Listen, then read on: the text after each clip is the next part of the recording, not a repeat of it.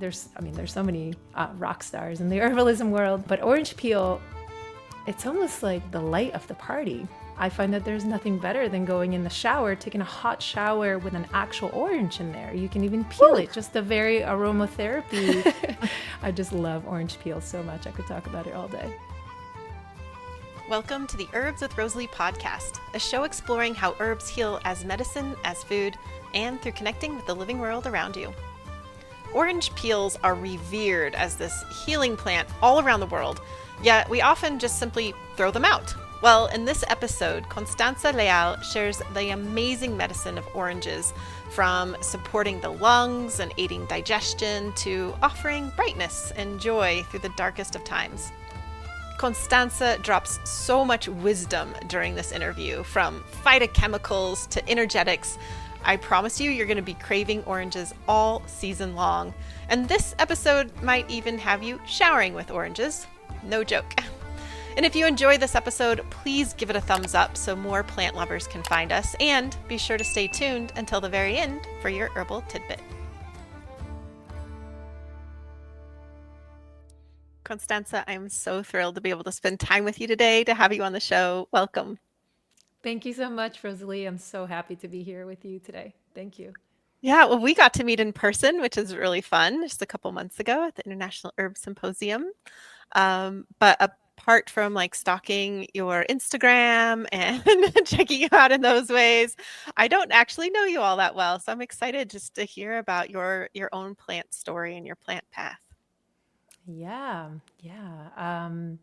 So my plant path starts with a little bit of tragedy. And I find that interesting as well, that many folks end up in this path from a big life change or something impactful that takes place. And for me, it was actually a cycling accident back in June of 2011 in Boston, which is where I went to school many years ago. And I was an avid cyclist at the time. I was really into bike racing, and I was involved in a hit and run accident that actually gave me a fair amount of fractures. And so that started my journey. And it was so beautiful because in retrospect, of course, at the time, I wondered why this was happening to me. It was probably in my better years of cycling. I had a whole summer lined up with activities and races and everything. And then getting ran over meant that I would be in a wheelchair for quite a while and unable to bike. And I remember being in that hospital bed with all the stitches and all of the, the things that come with these types of accidents, and wanting something other than morphine, because I got loaded up in the morphine for a few days. And when I left there, I just sort of made this promise to myself, because I felt awful in my body from the withdrawals and everything, to seek out natural medicine. And luckily I had a few friends around me who made some suggestions. I leaned heavily into traditional Chinese medicine.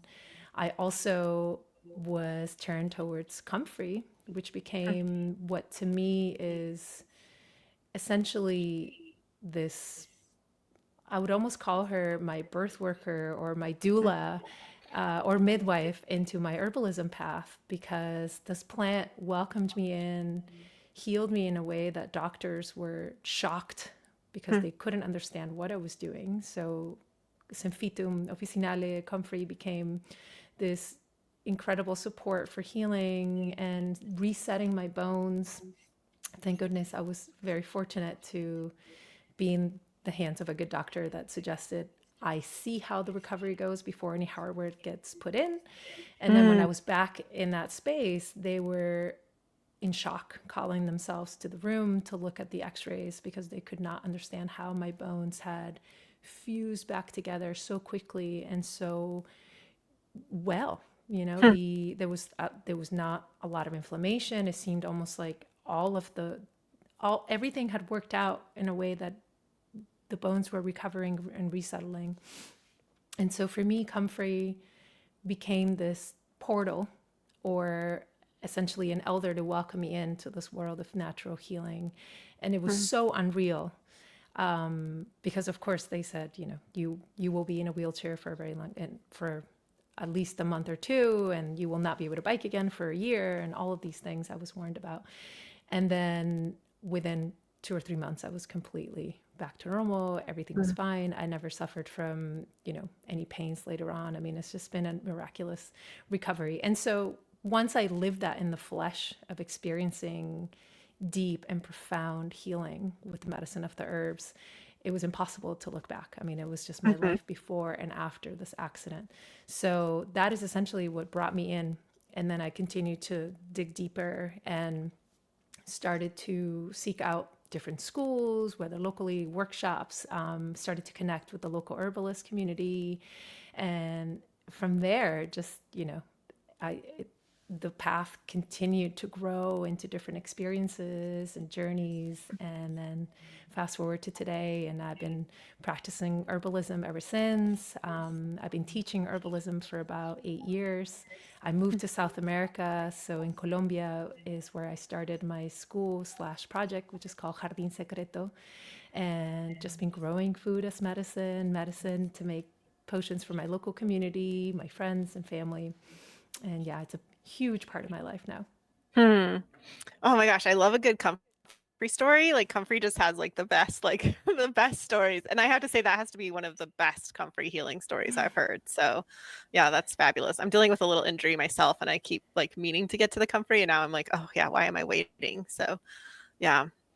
Yeah, that's a Yes. very powerful story. Oh, thank you. Thank you. And, you know, such a powerful ally for recovery, and especially when we're working with it cautiously and as close as possible to the injury. I took it internally for only a handful of days, and then I made sure that everything else was external use in poultices, and it worked its magic. So yeah. Yeah. Were you working with the root, the leaf, both? Just the leaf.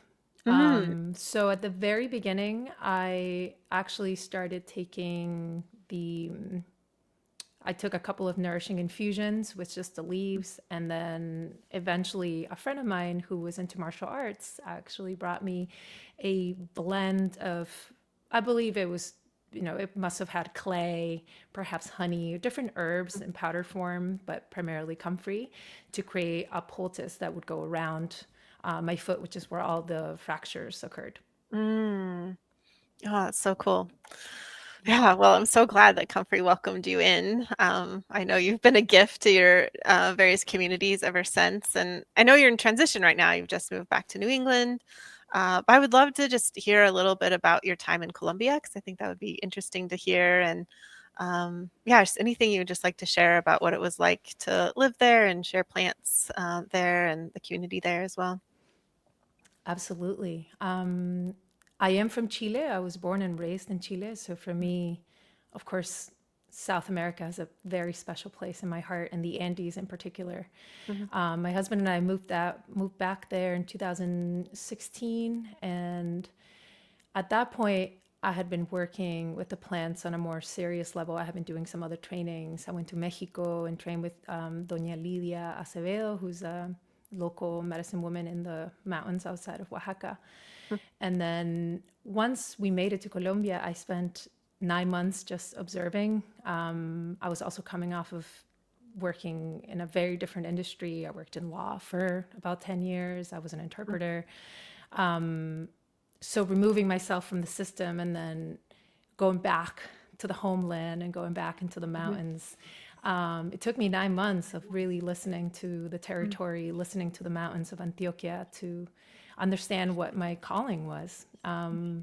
And I was just making medicine as I always do. I was making my elderberry syrups and fire cider, and growing herbs was the first thing that we did as soon as we got there. And it was thanks to my neighbors that I started Jardín Secreto, because a lot of the folks around us were like, why don't you start teaching us? How do you make the salve? How do you make this, you know, cough syrup? And so I started hosting little gatherings in my house to teach, you know, small workshops on how to make medicine with things that are abundant in the area.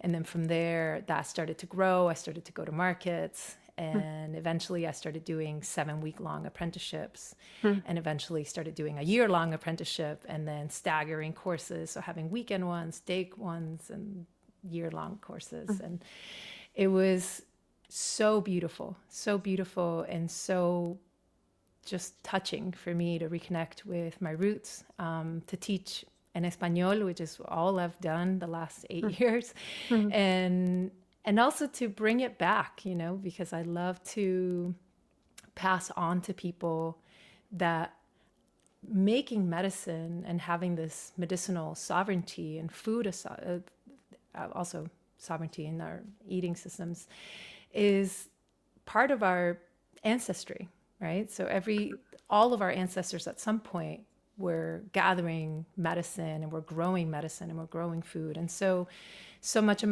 what felt like my mission and my objective was to share herbalism as something that's already within us, right? So it's not elitist, and there isn't a guru or only I can tell you and only I'm going to gatekeep these recipes. But instead, I wanted to gather with folks always in a circle that created spaces that felt safe, where people understood that all of us can be herbalists and all of us can make medicine responsibly and grow our gardens. And this is a way of also, living our lives in a more decolonial manner.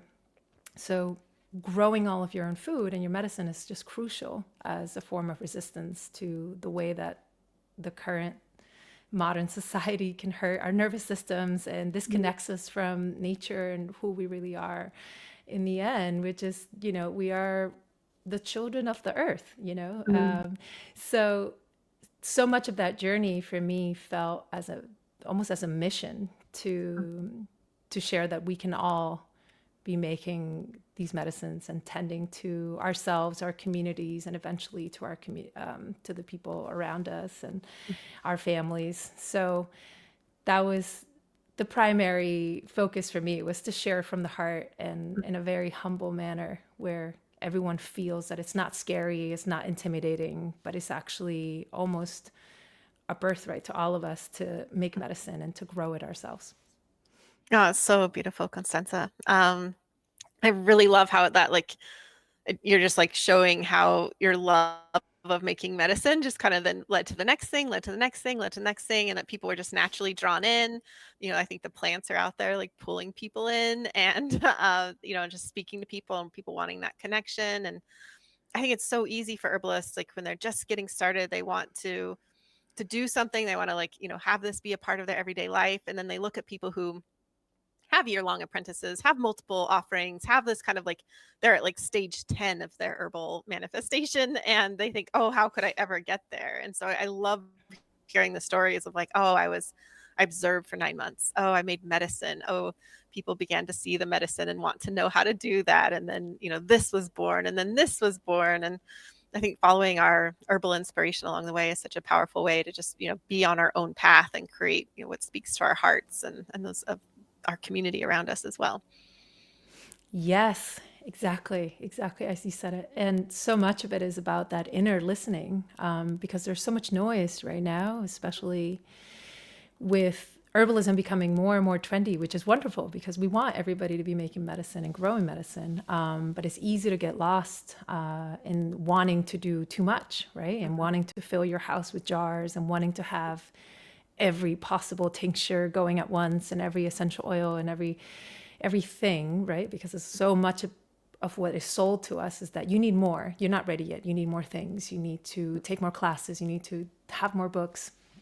And the conversations that I love having with my students is about the intimacy in herbalism and how actually connecting on a very intimate level with one local abundant weed, I say in quotations, is one of the most profound ways of connecting with that inner wizard, that inner maker, that inner herbalist, which we all have. And so I have loved throughout all these years seeing the moment when it clicks, and it's almost as witnessing them going through the portal of the plants and the spirits of the plants speaking directly to them, and they come through on the other side and they go, I get it. Like I have this ability to also listen and to make medicine from a respectful, conscious way. And it's a medicine that feels true and pure and genuine, and not, it's not about an external thing that we need to fulfill, right? It's not about things and capital, but it's actually about this very intimate, beautiful spiritual relationship that you have with the land, that you end up, co-creating with. That's why my project is called Somos Jardín Secreto. So we are Secret Garden, and people have asked me, they're like, well, why is this Somos? I mean, if it's just you. And I say, it's not just me, it's me and the plants. I mean, I wouldn't be able to make any of this if it wasn't because of their wisdom and their generosity and this beautiful exchange that we have, because we're tending to each other. I tend my garden, but my garden is tending me as well. So it is so sweet to be able to witness that when my students arrive in that place of certainty and knowing, okay, these are my allies, these are my people, these plants, we grow together. Oh, so beautiful. And we're about to enter into citrus season, and you've chose citrus peel as what you want to share with us today. I'm very excited about that because I'm very much looking forward to citrus season. Really looking Oh, forward to yeah. the rest you shared with us too, but we don't have to get ahead of ourselves. I'm curious, what about citrus peel called out to you for being on the show today? So I have not lived through a winter in almost 10 years. Mm. And so coming back to New England, I am bracing myself and preparing myself emotionally to receive these 3 p.m. sunsets and long, long nighttime hours, right? I mean, I'm just sort of Mm. bracing myself for being in contentment in the darkness, which Mhm. I have also missed and craved. Mhm. And I recently did a plant meditation with my students with orange peel. And Mm. so I took them through this journey, and I couldn't stop envisioning just the center of myself becoming this radiant ball of warmth and light. And orange to me, and orange peel, is just this beautiful symbol of, lightness and its affinity with the sun and fire and sweetness and inspiration to move and to feel joy even in the midst of darkness. And I also associate that smell of toasty orange peel with winter. What I remember in New England winters is always right before Christmas, cutting up slices of blood orange or bitter orange, or any orange, really, any citrus, to hang and position it as garlands throughout the house. If it's traditionally been such a festive, beautiful fruit. And so that's why I felt called to talk about orange, because it is a little bit underrated too, right? I mean, we think of, there's so many rock stars in the herbalism world, but orange peel, it's almost like the light of the party, right? You have a tea blend that's got, I don't know, nettle and tulsi and dandelion root, and you throw a little bit of orange peel in there, and it's like, whoa, it's bright, is cozy, is warmth, is stimulating to your digestion, is phenomenal for your immune system. That pectin presence as well just has so many amazing benefits. And so for me, orange peel has always been this catalyst for most of the blends that I make, most of the tea blends. I always throw orange peel in there, because I find that not only does it throw it together, but also it's going to have an effect over our cardiovascular health. So it distributes the medicine of all the other herbs even better and in a more deep, profound, beautiful way. And of course, aromatics. I just love orange peel so much. I could talk about it all day. I'm glad. I love the way you described orange peel as like the radiance and the light, because it instantly made me think that I really turn to orange, especially in January, because that's when the winter starts to kind of hit me. Even though we're past this winter solstice, it's kind of, it's dark, and it can be dreary. And there's something about we only get really good citrus where I live in the winter time. And so it's this special seasonal thing. And I order mandarins direct from a farm in California, and we get boxes of them. And so it's like my job for, like, a couple months to like eat as many as I can and gift as many as I can. And and just enjoy them. But they really do bring radiance and light and a new flavor that just is so needed, during that time for me of just like when a time that can feel kind of monotonous. We have snow here, so it's just white, white, white, dark, dark, dark.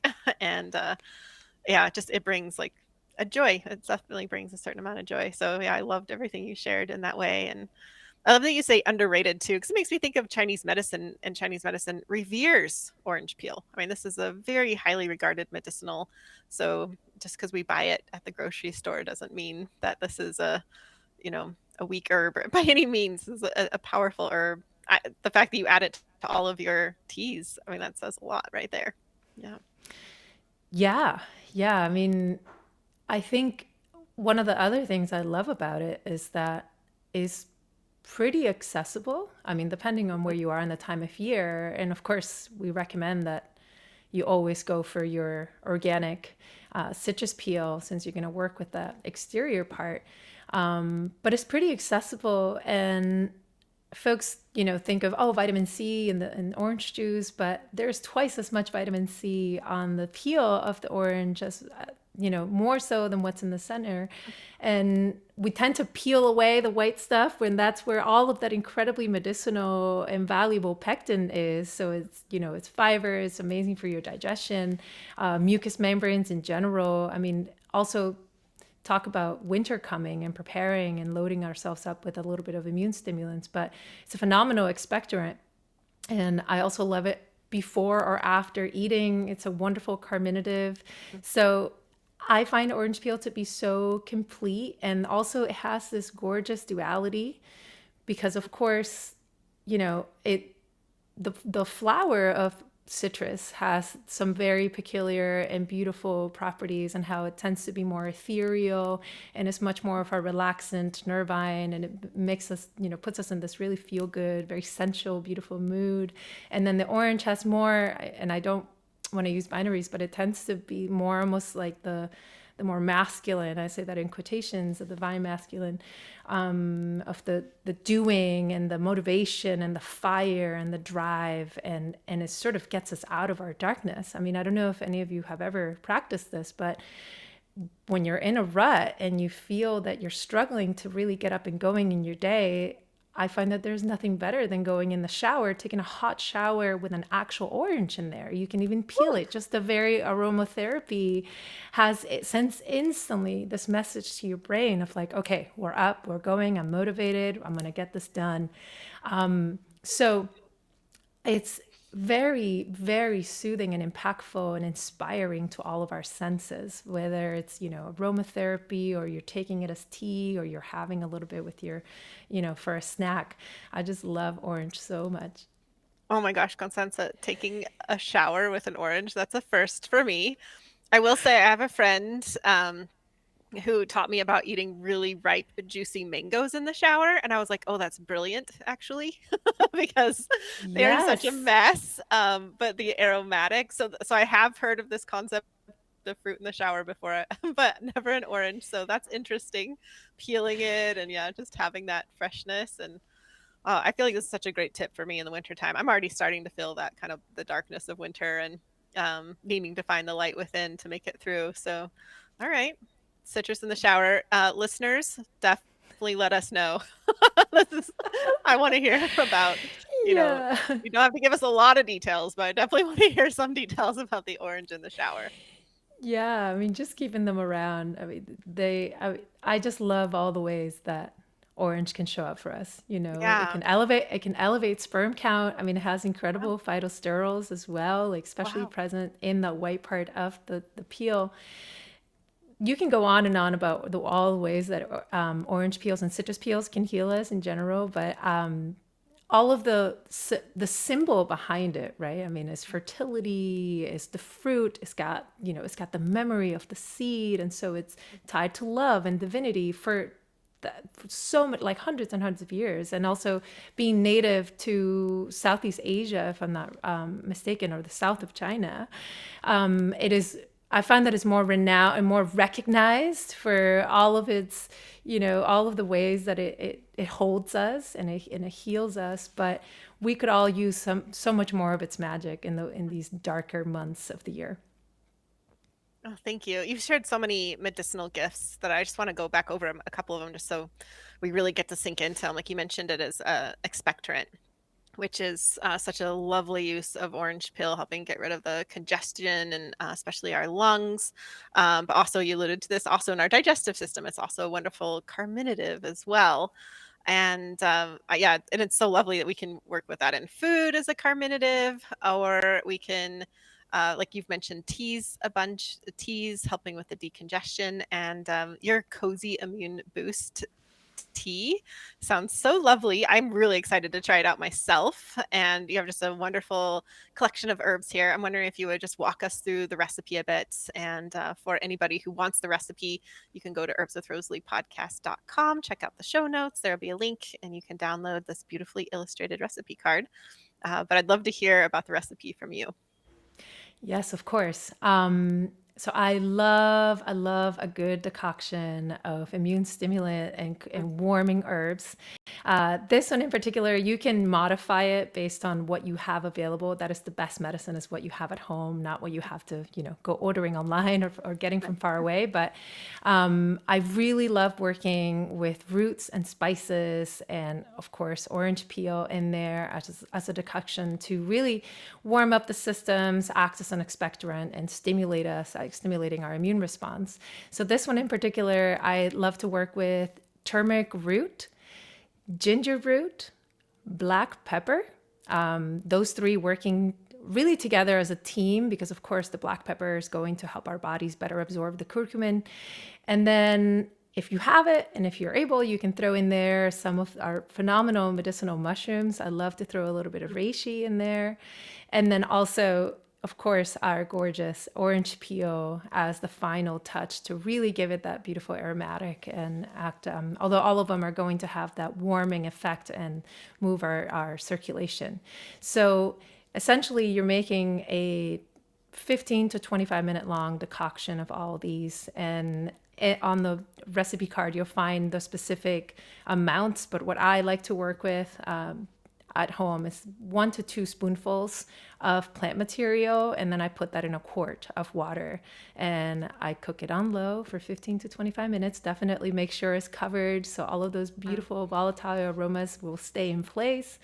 And then, yeah, filter it and drink up. And then occasionally, if I want to feel extra fancy and I have extra time, I will filter it and then I'll put that over Tulsi, or if it's during the daytime and I want a little pick me up, I will also use yerba mate and then drink that. So I use the base, the decoction, and then put that over the softer plant material and then drink that directly.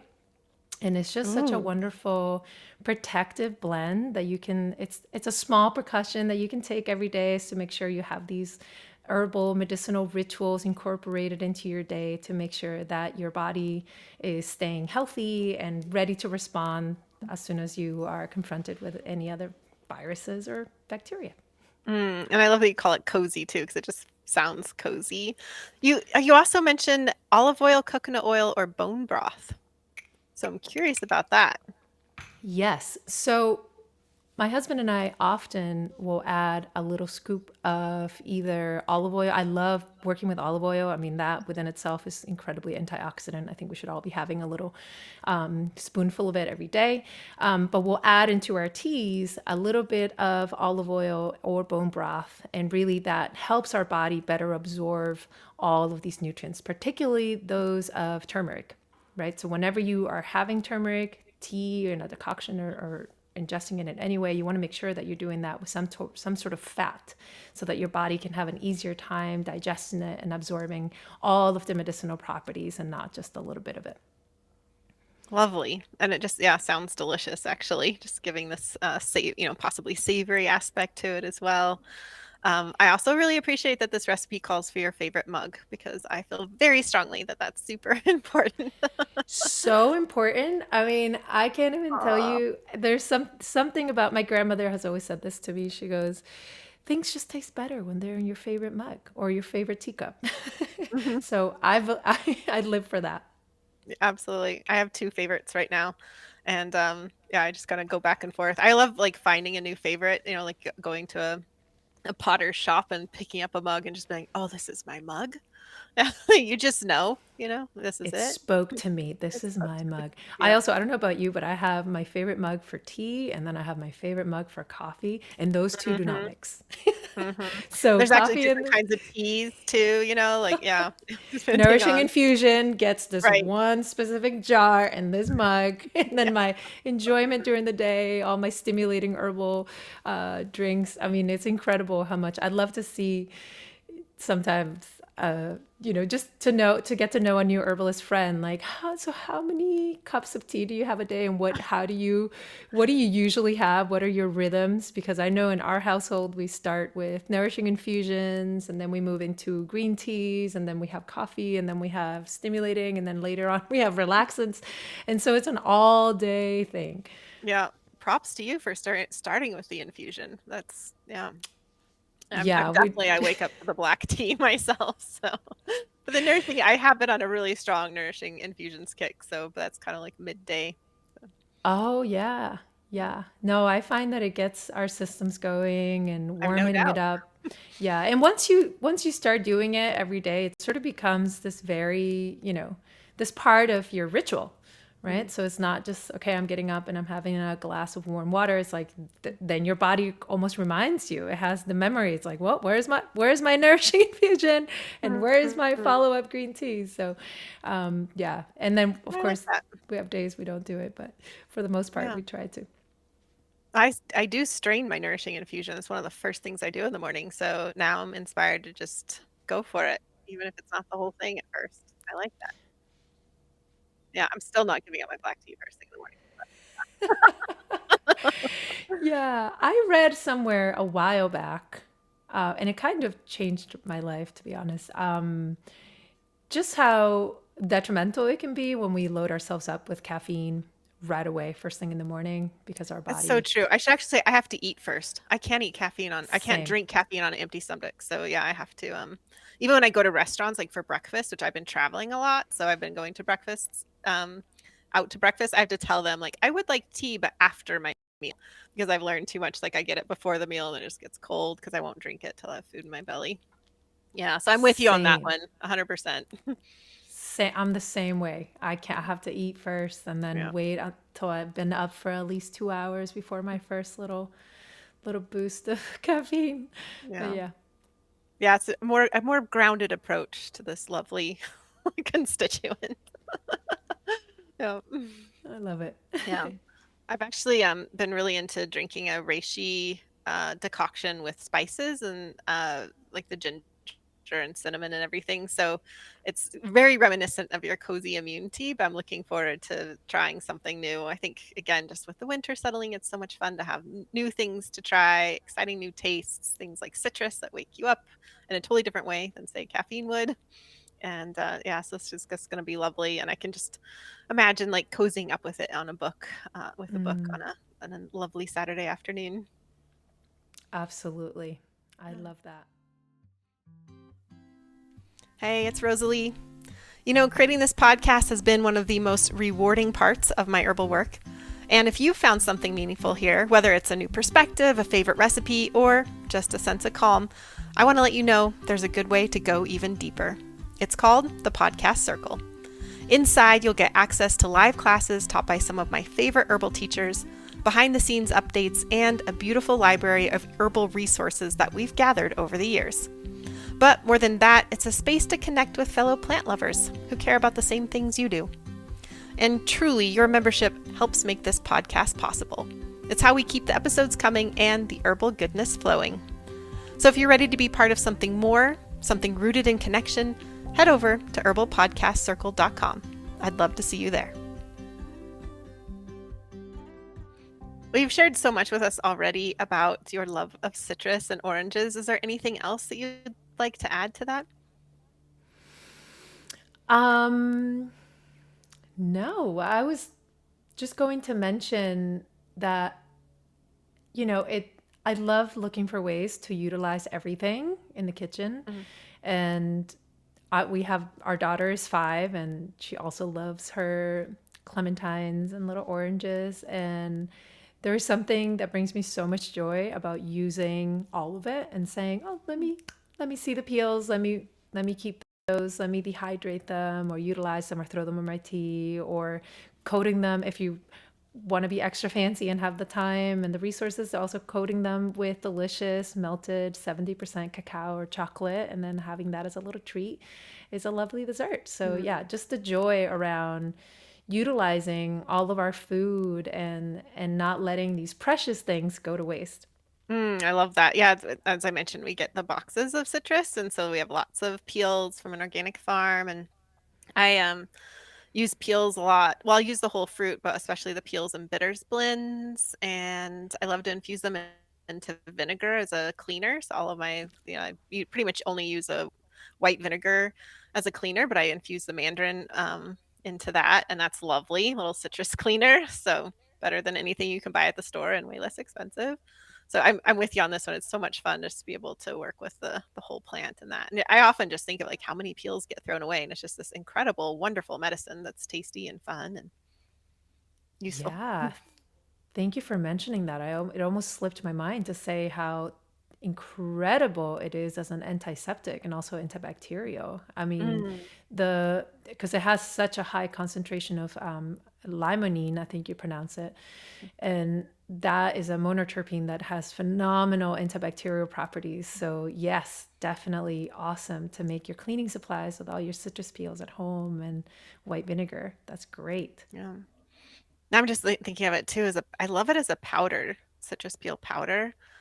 For doing like the fun things like making your own truffles and then rolling them in citrus peel, or I make little digestive pasty, put those in citrus peel, and I often do it with salt, so citrus peel and salt. Yeah, there's just so many ways to enjoy citrus, and yeah, I love like what you said too. It's just so accessible, it's fun, it's beautiful, it's radiant. I love that you use that word. Yeah, it's a little ray of sunshine. And I think that, Hmm. what's better than things that are easily accessible for all, no matter what or where you are? That is a big, big, big part of my practice and the way that I show up in this realm of herbalism is, how do we make this accessible? How do we make this for everybody? How do we make this as inclusive as possible? And so working with plants or fruits and medicines that are abundant or easily accessible by all, I think is such a gift within itself, to be able to say, yes, I have that, I have that at home, or to make medicine with something that we can all find easily in the store. I think it's great. Absolutely. Well, you are in a place of transition right now, um, moving from Colombia, now in New England. And I know so you're kind of restarting, which I think is a fascinating time to catch somebody. Like, what is that like for you? What is that like, the moving, the transition, the waiting time, the dreaming time, the envisioning time, whatever you'd like to share, Constanza. Thank you for this question, because it helps me pause and really feel the process of transition in my body. Mm, And I want to honor just how hard it is. Transitions are hard. Transitions are hard on our nervous system. Transitions are hard on just our overall state, right? Emotional state. I am a Taurus. I am very homey. I'm a nester. And so for me, being ripped away from home and the spaces that I have tended to for so long is something that it's not easy for me, especially leaving my gardens that I had been yeah. growing all these years. And it's an adjustment. And also, of course, in terms of, different weather, readjusting to so many things that we hadn't felt in almost 10 years. It can be hard. And so I am finding myself often outside. So I am going hiking as much as I can. I am watching and really just absorbing as many sunsets as I can, moon rises, being close to the ocean, being by the ponds, listening to the birds. And that for me has been the most grounding Mm, and most beautiful, soothing way of arriving. We are also very privileged to be in one of the most beautiful places on earth, at least for me. This little beach town has held us and welcomed us with nothing but beauty and joy. And so every day I try to take it easy and just sort of be patient in how the roots will take place and deepen over time. And I am also pretty impatient. So I have a lot of dreams and things, cooking in my head and in my heart. I'm excited for a lot of things. And I also think it's perfect that we are arriving in this time of year, because it'll give me time to go inward and to truly connect with what my mission is here and how Jardín Secreto can, sprout again in the spring, and we'll see. So every day is full of magic and lots of dreaming, as you said, and also a little bit of impatience, because I am excited to just unpack my suitcases finally and get settled.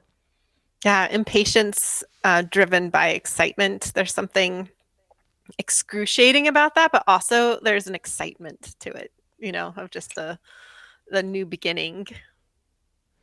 Yeah. Yes, yes. And the plants here are constantly speaking, just the junipers, and there's all the scruff pine, and there's so much. I mean, sweet fern has been really, really showing up for me so much Mm, in all of the hiking. Tons of mushroom foraging. The boletes were very generous this past fall. I mean, this that's fall. fun. So it's been it's been, you know, tender and gentle and full of gifts, and we're waiting. We're excited. And you mentioned too that you might want to be looking at conferences next year and teaching various conferences, which I did not get to take your class in IHS because I was working on another project. I like word of mouth spread about your class. It was a powerful one. Like I talked to one person who cried in the most beautiful of ways. So yeah, it was very touching, very powerful, and I would love to see you at another conference. So should stay in touch so I know where you're going and check you out there. Definitely, definitely. I am very excited for this next spring and summer and connecting with the local communities of herbalists. I mean, there's such an amazing, robust community of medicine makers here in New England and also where you are.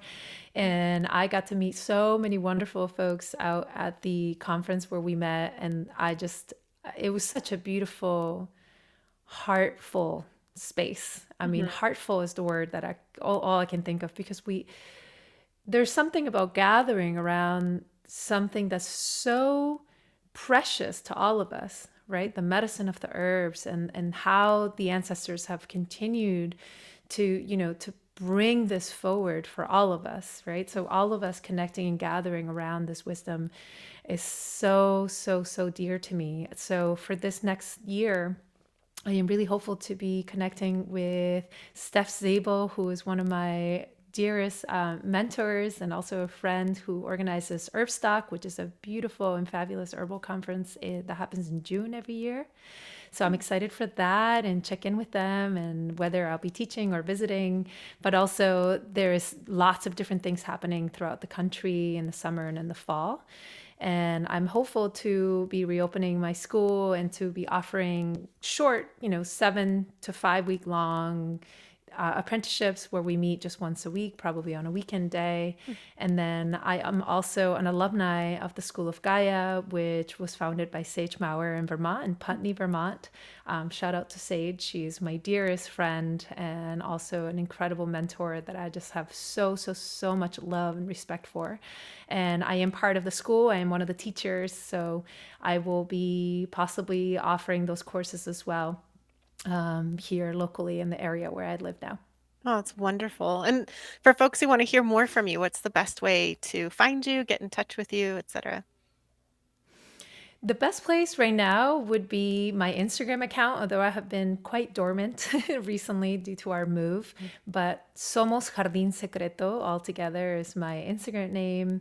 And that is where I share most of the news of what I'm doing next. And then also on my website, which is the same, somosjardinsecreto.com. Yeah, absolutely beautiful imagery there. And for Spanish speakers, at least right now, there's lots of beautiful writing to go along with that as well.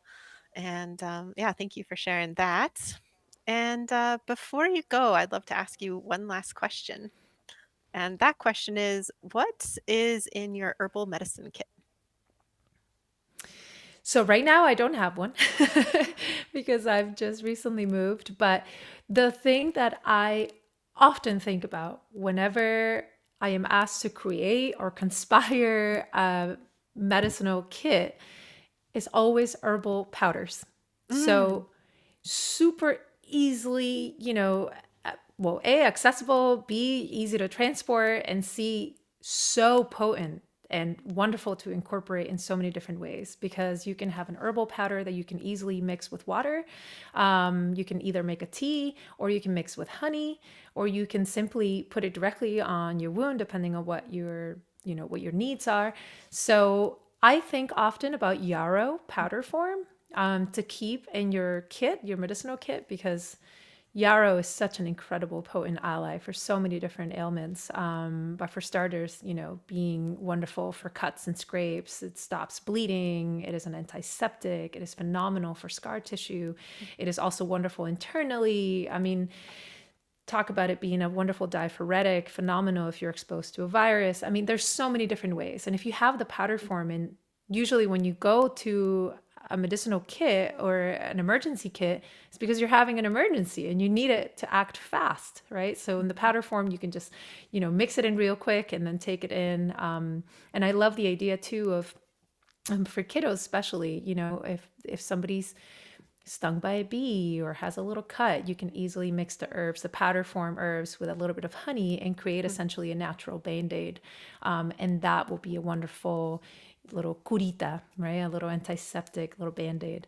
So for those powder herbs that I would keep in an emergency kit, it would be definitely yarrow, definitely powdered ginger as well. So in case we're talking about digestion issues or also nausea. Definitely love raspberry leaf in powder form. And raspberry leaf, we of course associate with women's reproductive health. Wonderful for postpartum, for pregnancy, for preparing to give birth, etc. But also is an awesome astringent. And so with its drying properties, we can also incorporate that over a wound. If there's a ton of really moist, wet cough, like we can have some raspberry leaf as well with a little bit of rose. So many ways that it can be incorporated. And then, my beloved nettle. mm, Stinging nettle should be everywhere. We should all have it in all possible ways. But powder form stinging nettle, just having a handy antihistamine when needed, mm. is wonderful as well for safety for all, because you never know when somebody could have an allergic reaction. Of course, more potent would be a nettle tincture, but I'm just thinking of things that don't break, things that are easy and light to carry. I'm envisioning myself traveling and doing a long hike, and like, what's the easiest thing to carry with you? Mm, And last but not least, cayenne pepper. mm, I find cayenne pepper to be amazing and crucial. Cardiovascular health, somebody having a heart attack, you better make sure that you're having a cayenne pepper either in powder form or as a tincture to provide first aid, right? I mean, this is talking in the midst of a grand emergency, but having heart support, heart health for anybody who might need it. Wow, I love that you're highlighting powders because I often feel like powders just don't get the respect in the herbal world. Like I think there was just so much poor quality herbal powders on the market for so long that they were rightfully dismissed in that, commercial regard. But I love powders because it's when we take whole powders into our body, it's one of the or whole herbs, but it's like the one of the only times we're taking the whole herb in. It's not like a water extraction like a tea. It's not an alcohol extraction like a tincture. We're getting the whole herb, and then our incredibly intelligent bodies get to figure out how best to work with that. So, and then like you said, just super practical. They're really easy to carry around. So yeah, I love it. That's definitely the first time I've had that response to this question. So that's a good one. Awesome. Awesome. I'm Um, so glad. And circling back to the cozy immune stimulating recipe I mentioned, another one of my favorite powders to always keep together and keep them around is a blend of ginger, turmeric, and black pepper, mm, because you can so easily make a honey paste with that. And actually, I've turned all my family members to this because, of course, my mom, my mother-in-law, they all have these powders in their cupboard, right? In their mhm, kitchen. So whenever anybody's feeling a little bit under, just mix honey with turmeric, black pepper, and ginger together. Obviously, a pinch of the black pepper just to really get your body to absorb the curcumin. But it's so easy to mix together and just take a spoonful. And the same goes for, kiddos who don't want something bitter or spicy, but you give it to them with honey and they're totally fine. And so electuaries are top medicines for me because, as long as you know that the powders of the herbs are fresh, and I personally recommend using them under a year. Once they start to lose their color and they've been exposed to oxygen, of course, they lose some of that potency. But that first year, they're phenomenal. Yeah. And they're so useful. You can use them in so many ways. And I love that you mentioned is that we're using the full plant. We're not extracting just the vitamins, right? It's the entirety of it. It's the fibers, it's the chlorophyll, it's all of the medicine. Yeah, lovely. This has been just absolutely wonderful. Thank you so much for taking the time to hang out with us and for sharing so much wisdom about citrus. I would say wisdom and just like inspiration and enthusiasm, because now I just want to go get my mandarins and start working with them. Everything from like hanging the slices up in the window for festivities to making this wonderful cozy immune tea. I love that. Thank you so much. Yeah, oranges for the joy for all of us as we go deeper into winter. And thank you so much. It's been so much fun. It's been such a pleasure to talk with you. Yeah, likewise. Thank you. As always, thank you so much for listening. You can download your illustrated recipe card from today's episode. Just head over to herbswithrosaleepodcast.com or check out the show notes for a link. And if you're not already subscribed, I'd love to have you as part of this herbal community so I can deliver even more herbal goodies your way. This podcast is made possible in part by our awesome students. This week's student spotlight is on Mercedes in Wyoming. Mercedes joined the Herbal Energetics course in 2024, and her reflections really quickly stood out for both their depth and their insight because she really brings curiosity, joy, and care to her herbal studies, exploring each flavor through both her intellect and experience. In her sweet module, Mercedes shared how marshmallow soothed her cough and also how it really shifted her perspective on sweetness from something that could be seen as overbearing to something that's nourishing. In the pungent module, she discovered how herbs like ginger and fennel and rosemary really transformed her sluggish digestion and deepened her appreciation for her spice cabinet. Mercedes' reflections are full of wonder and warmth and a reminder that herbalism is really this lifelong journey of discovery, connection, and delight. To honor her contributions, Mountain Rose Herbs is sending Mercedes a $50 gift certificate to stock up on their incredible selection of organically and sustainably sourced herbal supplies. Thank you so much to Mountain Rose Herbs for supporting our amazing students. Okay, you've made it to the end of the show, which means you get a gold star and this herbal tidbit. Well, for this herbal tidbit, I have a mixture of little things to share with you. First, I want to share how I met Constanza. So I was teaching at the International Herb Symposium this year, and everything went wrong. So first of all, I just was not feeling well that day at all. Actually thought I was going to faint that morning. Big shout out to Lindsay Feldposh for taking care of me so well. And then when I checked out my classroom earlier in the day, I saw that it was in this pretty small space shared with the vendor area, and there was only like 15 chairs. So knew that wasn't going to work. And luckily friends jumped in and got support for bringing in more chairs. And then I showed up early to my class, like 45 minutes early. And the tech guy was there, and I was like, hey, can we get my slides up? And he said, oh, it's way too early. You got 45 minutes. Don't worry about it. And so I walked around a bit, and then I showed up again. I can't remember, maybe 20 minutes early, and said, let's get my slides up. I just know these things can go wrong. And they did. And long story short, they never figured out the tech needed to get all the slides done. This wasn't the International Herb Symposium, folks. This was like the, the place, whatever, the building folks. And anyway, they just couldn't figure out what was wrong. They couldn't get it to figure out. Once I started teaching, it was, nobody could hear me because it was like too loud because we're in the vendor area. Anyway, it was a total mess. We ended up making it work in the end, but class did start like an hour or 20 minutes late. I don't remember. There was only 1 hour of class and we were like 20 to 30 minutes late. Luckily, I'm not new to tech problems, so I just kept my cool, did my best with what I had. I actually think it went pretty well in the end. But my first interaction with Constanza was that she was sitting right in the center of the audience, and every time I looked at her, she had this radiant smile that was just so lovely and like so encouraging.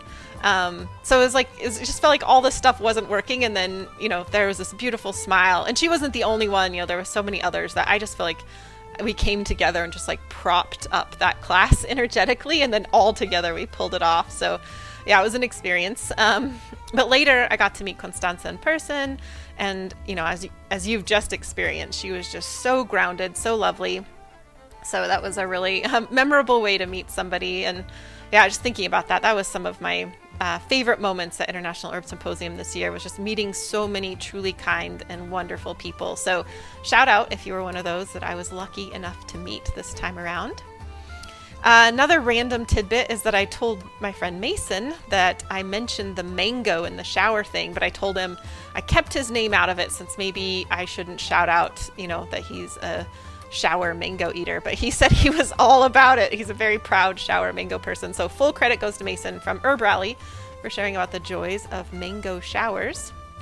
And then the last random tidbit I thought I would circle back around to oranges for you. And I just wanted to give a shout out to Orange Blossom or Neroli Hydrosol. This, if you really forced me to choose a favorite, I might say this is my favorite hydrosol. I have a bottle of it beside my bed, and I often spritz it on just before bedtime. I highly recommend it. Well, as always, thank you for joining me in this episode. I'll see you in the next one.